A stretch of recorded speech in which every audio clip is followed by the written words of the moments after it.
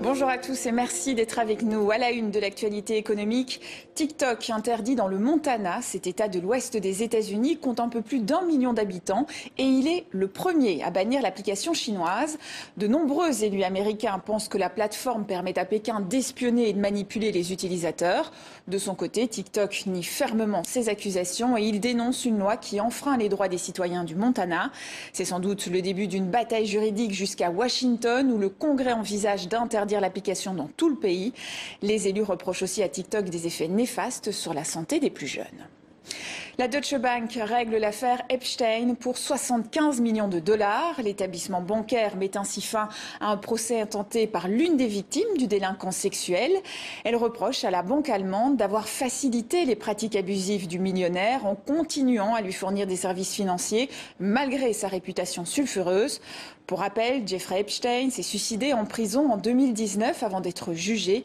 Il encourait 45 ans de réclusion pour exploitation sexuelle de mineurs et association de malfaiteurs. Amazon, Alibaba, Zalando, le e-commerce dans le viseur de la réforme des douanes européennes. La Commission souhaite que les biens d'une valeur inférieure à 150 € soient à l'avenir soumis à des droits de douane, car cela donne lieu à des fraudes importantes. Jusqu'à 65% des colis importés sont actuellement sous-évalués afin d'éviter les droits de douane à l'importation.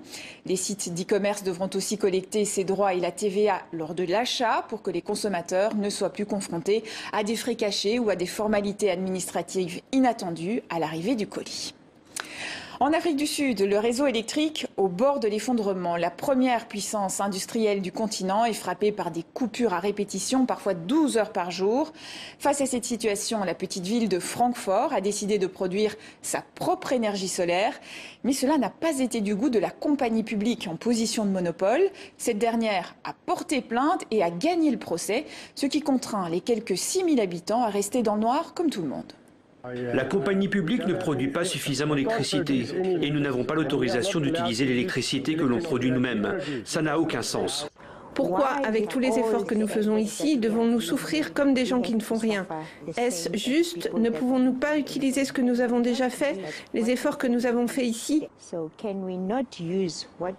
Les centrales au charbon qui fournissent 80% de l'électricité du pays sont à l'agonie. Trop vieilles, mal entretenues, leur budget détourné par la corruption, elles tombent sans cesse en panne. Selon le gouvernement, les coupures de courant en alternance par zone coûtent plus d'1 milliard d'euros par mois en perte de production. Inquiétude au Royaume-Uni sur de potentielles fermetures d'usines Stellantis. La maison mère de Fiat, Peugeot, Citroën est très présente outre-Manche avec sa marque Vauxhall. Elle a 2 usines et 5000 employés. Mais le groupe dénonce les droits de douane auxquels il devra faire face dès l'an prochain pour exporter des véhicules électriques vers l'Europe. Il réclame une renégociation de l'accord sur le Brexit. Et c'est la fin de ce journal de l'économie. Merci à vous pour votre fidélité et à demain.